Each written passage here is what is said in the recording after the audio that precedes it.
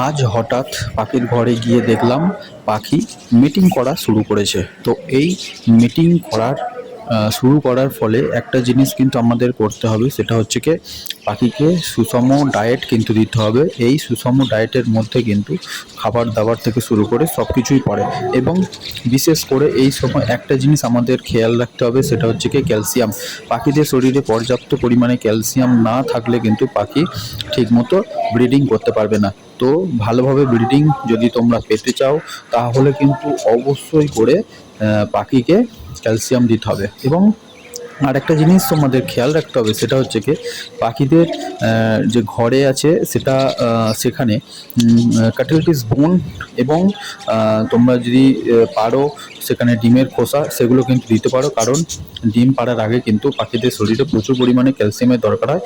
এবং ডিমের যে খোসা তৈরি হয় সেখানে কিন্তু ক্যালসিয়াম লাগে। তো এই কাটল পিস বোন এবং ডিমের খোসা এখান থেকে কিন্তু পাখি ওরালভাবে পাখি ক্যালসিয়াম কিন্তু সংগ্রহ করতে পারে। তো ভিডিওটা ভালো লাগলে অবশ্যই লাইক করো এবং নতুনরা চ্যানেলকে সাবস্ক্রাইব করো।